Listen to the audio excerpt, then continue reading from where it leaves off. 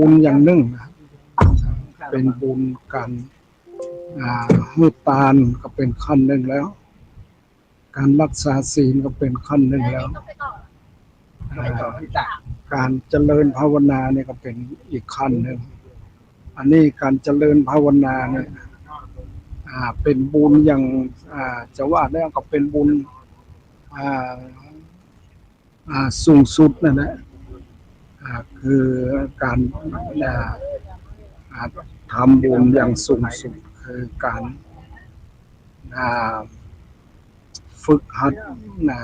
ฝึกหัดตัวเองคือเนี่ยในตัวของตัวเองเนี่ยก็มีอย่างคือเนี่ยในในการอ่าพิจารณาในการอ่าในกายของเราเนี่ยนะในกายของเรานี่มีอย่างอยู่อาการ32เนี่ยผมขนลบผมขนเล็บฟันหนังเนื้อเอ็นกระดูกเยื่อในกระดูกม้ามหัวใจตับพังผืดตับพังผืดไตปอดไส้ใหญ่ไส้น้อยอาหารใหม่อาหารเก่าอาการ32เนี่ยเราจำเป็นจะต้องรู้จะต้องเข้าใจไม่ถึงก็ตัวท้ายแล้วครับคือการที่เราจะต้องฝึกรู้เรื่องร่างกายของเราอันนี้นี่แต่ว่านี่เราก็มามาจากอาเขตมาจากอาเขตบ่ายสามเนี่ยเขาบอกว่าถามรถเขาบอกว่าจะมาถึงแม่จะถึงไอ้ตากกี่โมงเขาบอกว่าสิบอ่า17 นาฬิกาคือ7 โมงเย็นเนี่ยนะพอถึง7 โมงเย็นมันก็มาถึงที่นั้นมาถึงที่ป้าติดจะเข้าหาแม่สอดเนี่ยจากตากมาแม่สอดมาถึงแม่สอดก็ประมาณ9 โมงกว่าแล้วเมื่อคืนนี้แล้วก็จากแม่สอดแล้วก็มามีญาติมารับอยู่ที่ท่าอ่าขึ้นรถติดจะไปตากเนี่ยพอดีมันบางทีเรานัดมามันบ่าอ่ามันบอกฮู้ที่แน่นอนมันก็เลยช้าเวลาไปถึงในกุดสามตาก็เป็นเวลาเกือบ4 ทุ่มครับพอดีเลย4 ทุ่มอ่าอันนี้เรียกว่าเราเนี่ยก็ต้องใช้ความอดทนเนี่ยเรื่องการเรียกว่าการ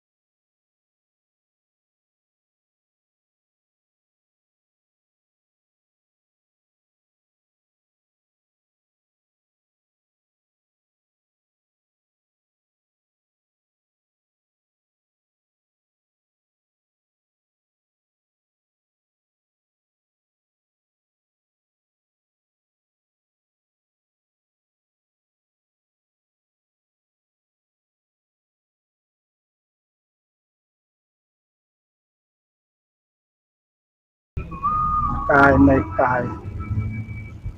เวทนาในเวทนาจิตในจิตธรรมในธรรมนี่แหละอันนี้เราเนี่ยทุกสถานที่แหละเราต้องนั้นได้ฝึกได้อ่ามันได้อดทนได้อ่าองค์ธรรมที่จะทำให้เรารู้ว่าสติปัฏฐานสี่พิจารณากายในกายมันเป็นอย่างไรเวทนาในเวทนามันเป็นอย่างไรจิตในจิตมันเป็นอย่างไรธรรมในธรรมเป็นอย่างไรอันนี้มันเป็นการที่เราจะต้องนั้นต้องพิจารณาในการตรวจสอบว่าในตัวของเราทุกสถานการณ์อันนี้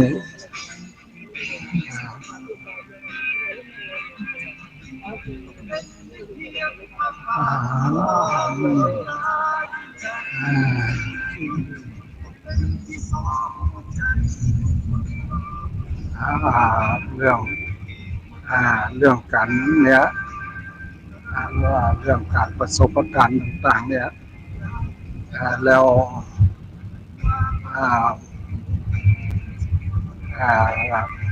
เพราะว่าเราจะอยู่ไหนนะเราจะอยู่ที่ใดก็ตามแต่เราจะต้องฝึกหัดต่อสู้ในการฝึกฝนอบรมว่ามันเป็นอย่างไรอันนี้ตอนนี้ก็โมโหนะมันเราก็ขี่รถมาท่าอากาศยานของแม่สอดโมโหละเราก็ตามรถมันไปทางใดเราก็ต้องนั่นไปทางนั้น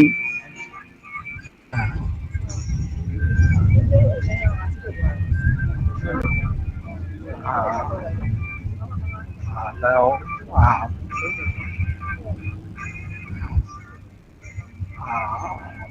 นี่ประเดี๋ยวนี้ละเราก็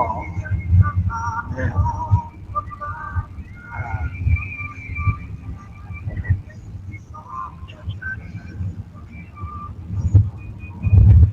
อันนี้เราว่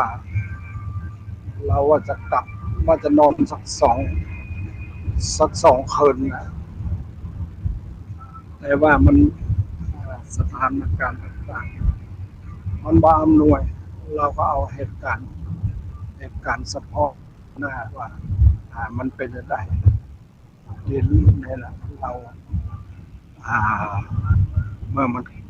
เกิดขึ้นเฉพาะหน้าแล้วตอนนี้เราก็นั่งรถมันจะไปทางไหนเนี่ยเราก็ยังบ่ใครรู้ตอนใดเดือดบ่ใครรู้ทิศทางตอนใดเดือดแล้วไอ้นี่เรื่องการประพฤติปฏิบัติเนี่ย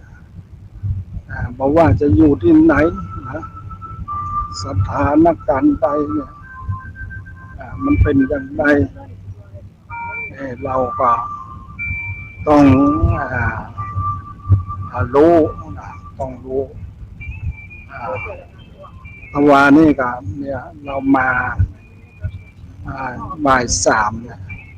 มาถึงระหว่างลำปูนเนี่ยจะเข้าเขตแม่ลำปูนกับลำปางเนี่ยแต่ว่านี่รู้สึกฝนมันก็ตกหนักนะวันน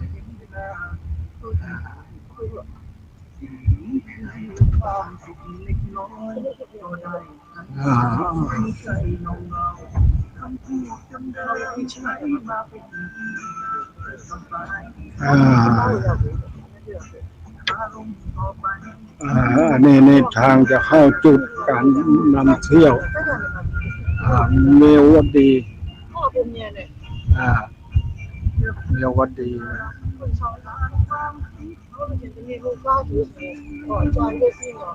อันนี้มันอย่างนี้นะ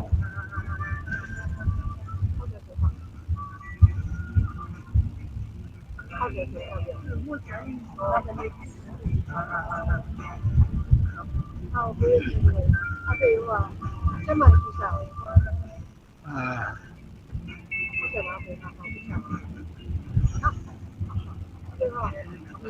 เดี๋ยวนี้นั่นนะก็เนี่ยจะเข้าท่าเรียกว่าท่าแม่น้ำเมยอะนะจะเข้าท่าแม่น้ำเมยตลาดริมเมยอะเราก็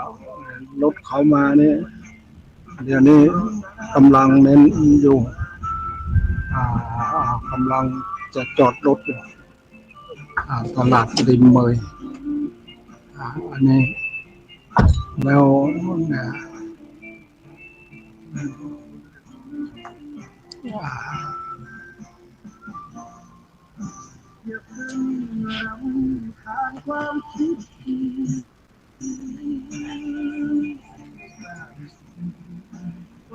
ประเดี๋ยวนี้ได้15 นาทีนะที่เราลดที่เราออกนั้นมาเนี่ยได้15 นาทีการที่นั้นประสบการณ์ต่างๆเนี่ย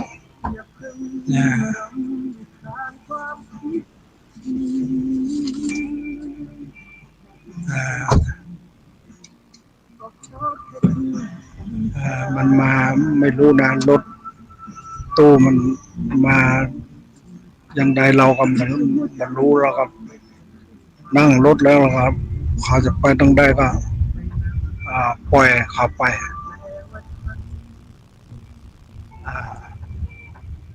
อันนี้แล้วการเนี่ยประเดี๋ยวนี้รถบ้านพระ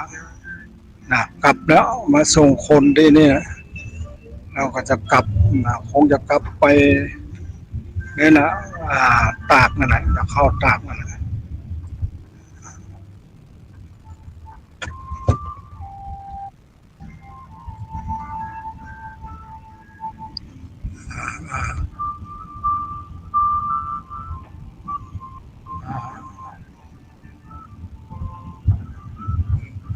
อันนี้เรา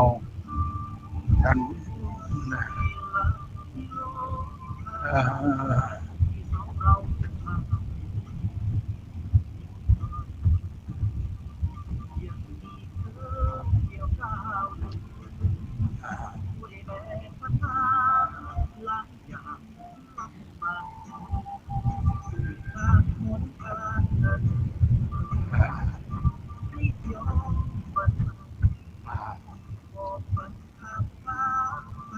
ออกจากตลาดริมเมยแล้ว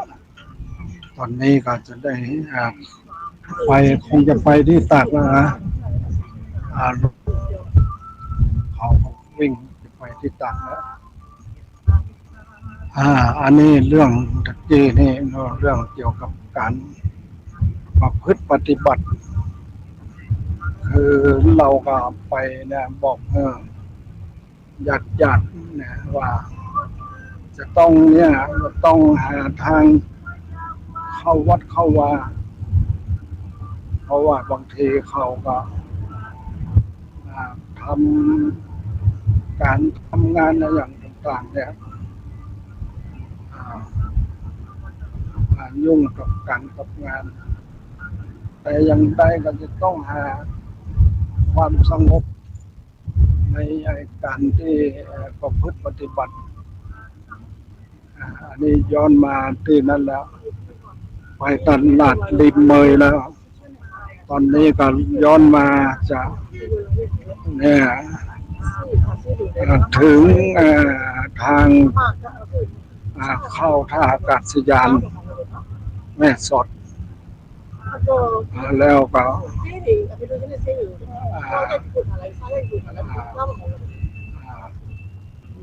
อืมบางอย่างเนี่ยก็เราก็ฟังภาษาเขาว่าเข้าได้นะเนี่ยบ้านแม่ตาวเนี่ยผ่านบ้านแม่ตาวแล้วก็อันนี้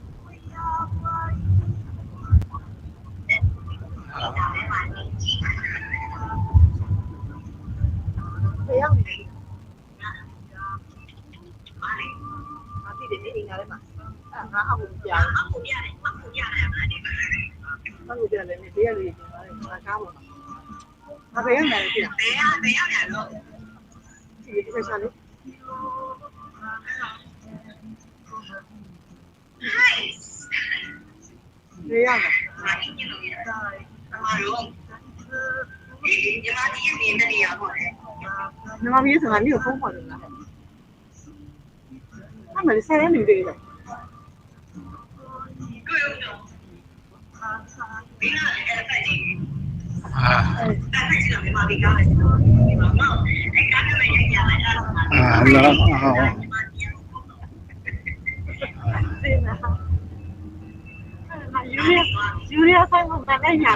จะผ่านเนี่ยจะผ่านท่าอากาศยานแม่สอดเนี่ยแล้วก็จะไปที่ตากแล้วนะไปที่ตากแล้วอันนี้เรื่องเกี่ยวกับการเนี่ยประพฤติปฏิบัติเนี่ยตามคำสอนขององค์สมเด็จพระสัมมาสัมพุทธเจ้านั้นแต่เจ้านี่เราก็เอาเรื่องบุคคลคนหนึ่งเนี่ยมาเป็นตัวอย่างในการประพฤติปฏิบัติซึ่งเรียกว่าพ่อลุงดวงนะพ่อลุงดวงนี่นะเป็นคนที่พื้นเพเดิมก็เป็นคนที่สันปะตองแต่ว่าแกมีความเลื่อมใสศรัทธาในการประพฤติปฏิบัติแต่ว่าแกก็บอกแต่ว่าตัวหนังสือแกก็บอกให้ได้นะเรียกว่าคนสมัยก่อนนะมันมาได้เรียนอะไรอย่างละแต่ว่ามีจิตใจเลื่อมใสในการประพฤติปฏิบัติเพิ่นก็มีจิตศรัทธาที่จะไปฝึกหัดที่นำบ่หลวงเพิ่นก็ตั้งใจไปแล้วก็ไปจนนั่นแหละไปถึงครูบาอินทจักรในเมื่อเพิ่นไปแล้วเพิ่นก็ตั้งใจนะประพฤติปฏิบัติจริงๆบรรณานเพิ่นก็เพิ่นอันนี้จะผ่านวัดดอนแก้วกันนะครับดอนแก้วอันนี้แล้ว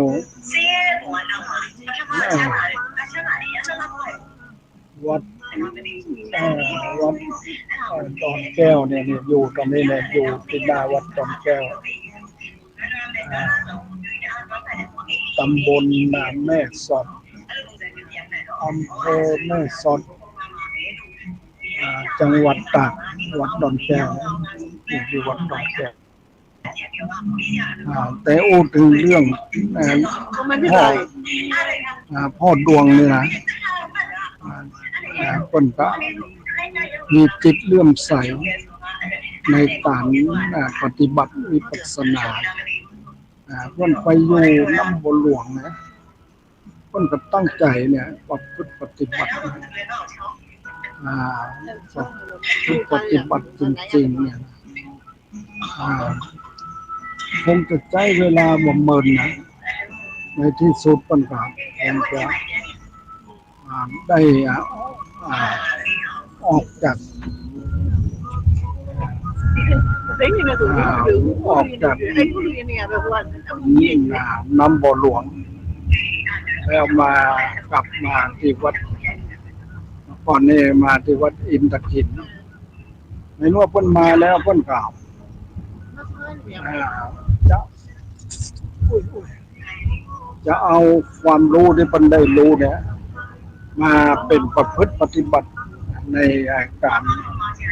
ดำเนินชีวิตของเพิ่นจนถึงเนี่ยขั้นสุดท้ายแกก็มรณภาพไปด้วยความสงบเนี่ยอันนี้เรียกว่าบ้านปลายของเพิ่นนะเพิ่นก็นั่นอยู่แล้วเนี่ยแล้วเพิ่นเหมือนมันคล้ายๆมันมีความกล้าหาญนะมีความเพียรนะจะว่าแล้วก็มาเอาเทียบตามหลักแล้วก็เรียกว่ามีสันทะนี่มีสันทะความพอใจมีวิริยะจิตใจฝักใฝ่สันทะวิริยะจิตตะวิมังสาวันนี้อันนี้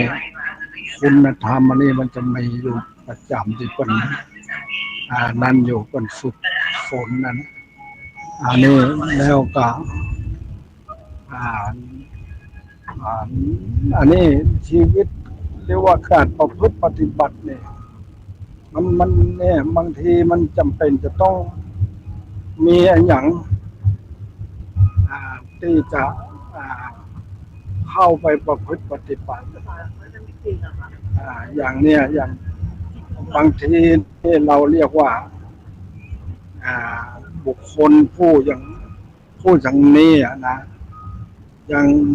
ยกตัวอย่างเนี่ยในในไอ้ที่ว่าอย่างไอ้ที่คนขี้เลื่อนนะคนขี้เลื่อนสมัยก่อนเนี่ยวันเมื่อสมัยครั้งพุทธกาลเนี่ยนะมันมีชื่อคนขี้เลื่อนเขาเป็นคนที่จะว่าแล้วก็เขาจะพอดูรูปร่างภายนอกแล้วแต่เหมือนว่ามันเป็นคนที่ขัดสนอยู่พอเนี่ยหันพระพุทธเจ้าเพิ่นมีการชุมนุมกันในไอ้นี่ในบุรุษคนนี้นะเขากล่าวหันพระพุทธเจ้ามีคนนั่นอยู่เป็นจำนวนมากเป็นจำนวนหลายอยู่เขาก็นึกใจว่าคนคงจะมีการแบ่งกันอย่างสักอย่างหนึ่งว่าในเนี่ยในคนคิดเรื่องคนนี้มันก็เข้าไปหาที่พระพุทธเจ้าในเมื่อเข้าไปหาแล้วเนี่ยพอดีเนี่ยพระพุทธเจ้าเพิ่นก็คงจะรู้ละว่าคนนี้มันเป็นจะไดเนี่ยในเมื่อพระพุทธเจ้าเพิ่นเทศนาธรรมจบแล้วเนี่ยนายมัทธะอันนี้ชื่อว่าจำชื่ออันนี้นะมันว่าเป็นคนที่โลกเรือนเนี่ยดูจะว่าจะเป็นผู้อาภัพอยู่แต่ว่าจิตใจของเขานั้นไม่ได้อาภัพจิตใจของเขานั้นเป็นคนที่มีศรัทธาความเชื่อในพระพุทธศาสนา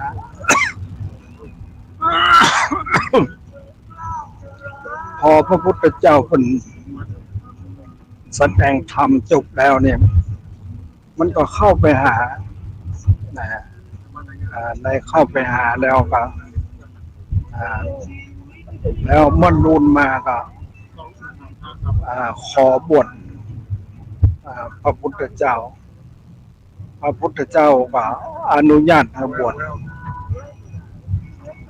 ในเมื่อได้บวชแล้วเนี่ยแต่ว่าบ่มีไอ้เนี่ยบ่มีอัฐบริขารก็ต้องไปหาอัฐบริขารอ่าในเมื่อไปเนี่ยไปแสวงหาอัฐบริขารอยู่เนี่ยแต่ในอ่านายคนเนี้ยมันไปถูกงัวขวิดเข้าในเมื่อถูกงัวขวิดแล้วก็อ่าถึงแก่ความตายแล้วเขากับพระสงฆ์ทั้งหลายเนี่ยนายอ่าอ่านายแนวถูกงัวตายไปแล้วจะไปที่ไหนเอาไปถามพระพุทธเจ้าพระพุทธเจ้าเขาบอกว่าเขามีจิตเขานั้นแล้วจิตเขาเข้าใจธรรมเห็นธรรมแล้วเขาก็ไปได้ทางที่อ่าอ่าพ้นทุกข์ดับทุกข์มาได้ไปในทางอบายภูมิเนี่ยอันนี้เนี่ยเพราะว่าเขาได้ฟังธรรมแล้วเขามีความเลื่อมใสจริงๆอันนี้เป็นเรื่องราวที่เราจะต้องศึกษาเอามาพิจารณาอันนี้เราก็นั้นนะอย่างเอาว่าอย่างที่เราถึงเรื่องโป่งอุ้ยดวงเนี่ยนะว่าโป่งอุ้ยดวงเนี่ยเป็นอุ้ยดวงเป็นว่าดวงดีก็ว่าได้ดวงบาเสียคือได้ฟังคือได้เนี่ยไปฝึกฝนปฏิบัติที่น้ำบ่อหลวงแล้วก็เนี่ยเมื่อปฏิบัติแล้วเนี่ยเพิ่นก็ตั้งอยู่ในไตรสรณคมเอาพระพุทธพระธรรมพระสงฆ์สารณะที่พึ่งตลอดชีวิตนี่อันนี้เรียกว่าเราเนี่ยจะหาบุคคลที่มาฝึกฝนอย่างนี้แล้วก็พร้อมมอบกายถวายชีวิตอย่างนี้เนี่ยเขารู้สึกว่าจะยากดังนั้นอันนี้มันจะว่าแล้วก็มันอยู่ที่คนเราเนี่ยจะตัดสินใจอย่างไรอายุของเราอายุของเราเนี่ยขนาดนี้แล้วจะอยู่ไปได้อีกกี่ปีกี่เดือนกี่วันกี่ยาม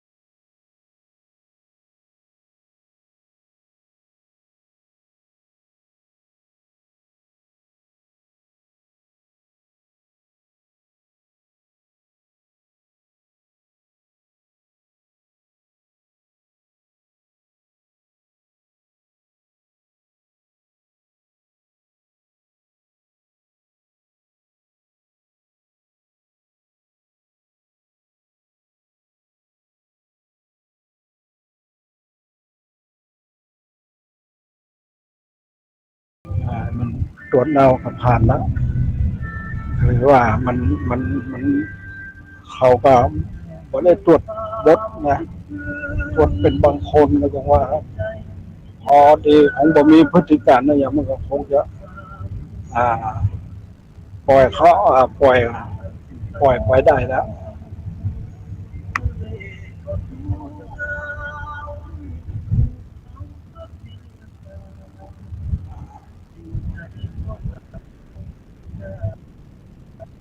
อันนี้มัน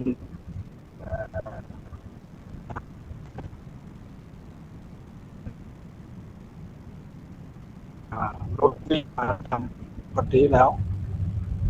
อันนี้อ่าระหว่างนี้ก็มันก็เลย30 3132 33แล้วนะจะ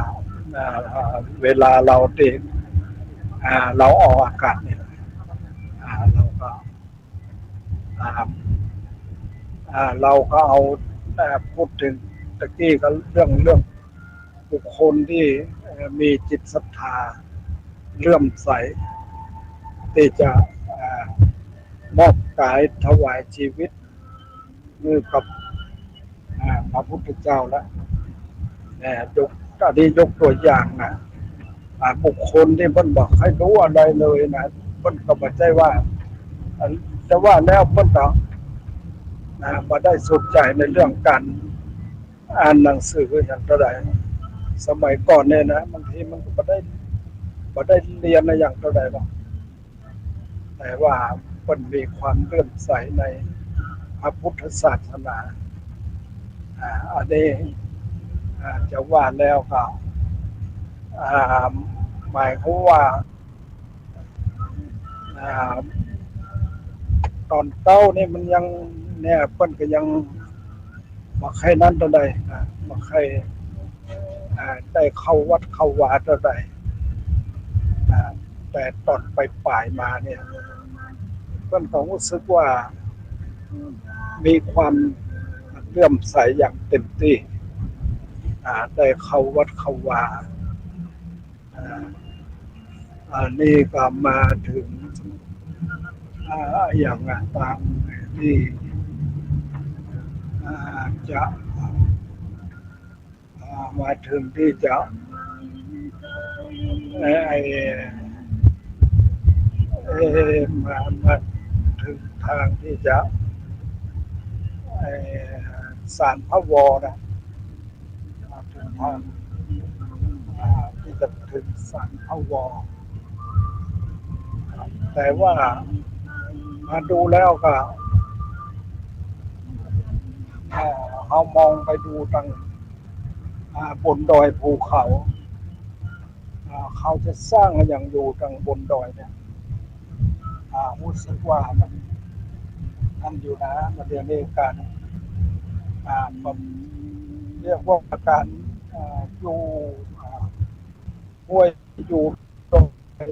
ภูเขาที่เขากามมันมีเนี่ยนะวัดวาอารามคือเขาได้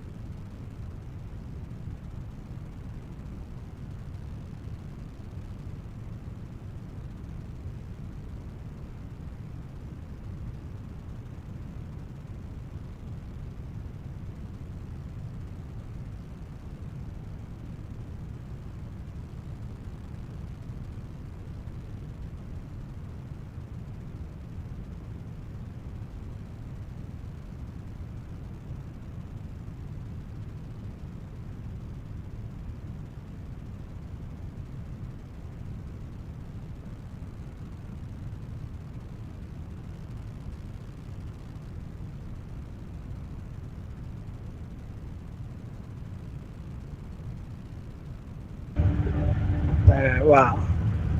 เราจะนั้นอย่างใดเนี่ยก็ต้องใจความอดทนเรื่องเนี้ยมาดูเรื่องนั้นต่างๆเนี่ยใกล้จะถึงที่ว่าศาลพระวอนะศาลพระวออันนี้เนี่ยจะใกล้จะถึงศาลพระวอแล้วอันนี้แล้วเนี่ยก็จะสัญญาณแล้วศาลพระวอถึงศาลพระวอมันสัญญาณแล้วอีกตากจะถึงตาก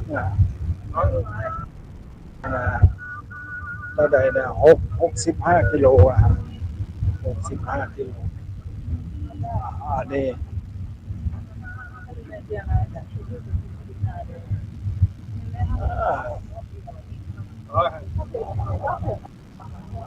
อันนี้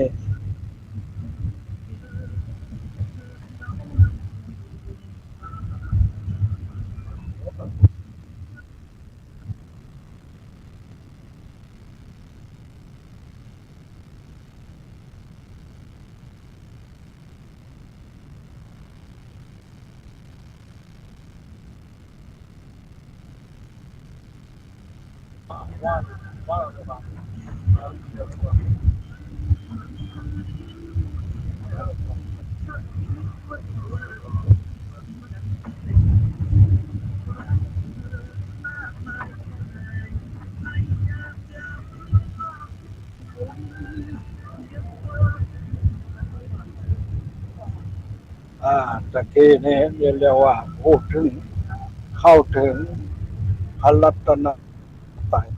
คือถือพระพุทธเจ้าพระธรรมพระสงฆ์เป็นสารณะ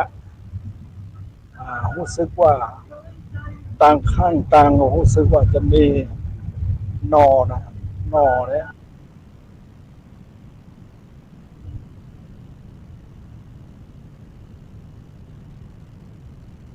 เราเนี่ยบัดนี้เอารถส่วนตัวมารถโดยสารเนี่ยเรารู้สึกว่า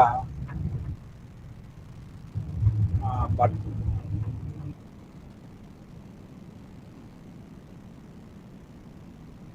นึก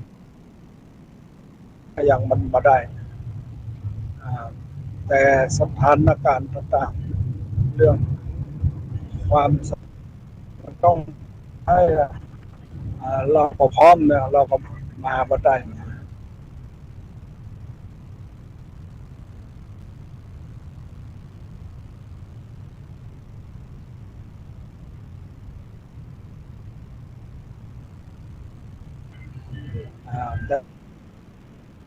แต่เนี่ย